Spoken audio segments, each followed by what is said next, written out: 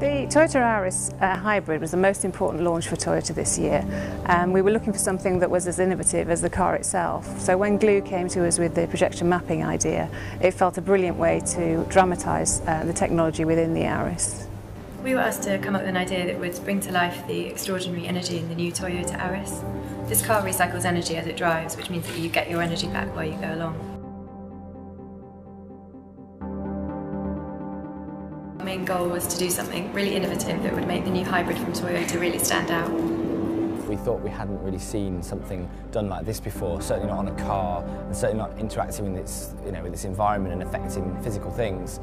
And also we wanted people to be really close to it. A lot of projection mapping so far has been done on big buildings and you're a long way away from it, whereas this is really close and really intimate. Most projection mapping that you'll have seen uses a flat surface such as a building. You'll have your audience and you have the projector above and behind them projecting onto a flat object in front of them, usually a building. So essentially they're just using the building to replace the screen and kind of making it dance and move around.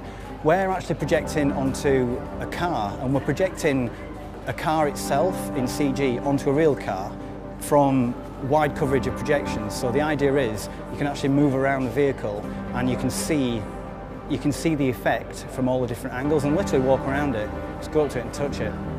It's got pretty much every different type of animation in it. We've got keyframed animation, we've got 2D, 3D, we've got algorithmically driven stuff in there. We've got some dynamics in there with the coins and so on. So, it's a real mixture of techniques, and combined with the fact that we're mixing up the projection mapping with the actual kind of practical lighting, the props and so on, the kind of the depth and relief trick that is one of the things that looks really great with projection mapping. The ability to take a surface and make it look like it's changing shape or moving, even though it's actually a static object in the real world. The technical challenges involved with the projection are so hardcore. We have 7 projectors at the moment hitting it of all different strengths to average out the different types of light quality on the different surfaces. We've got the car, which has got like a beautiful white pearlescent finish. We've got concrete, asphalt, brickwork, we've got all these different surfaces.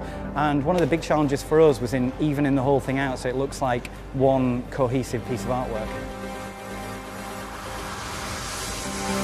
We've got nearly 100,000 lumens of power in terms of the projectors that are set up.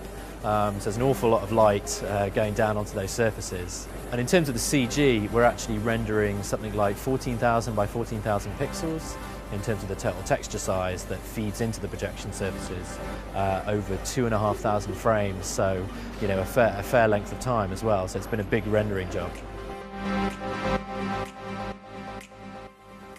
It's a big collaboration between film crew, so myself and my director of photography and his crew, through to the projection people, Igloo, who are in charge of setting up all the projectors, through to the art department that are rigging the car up with the practical lights, and all the location people. Everyone has to work together, really closely in order to make sure it's going to go smoothly on the night. It's not your typical film set, that's for sure.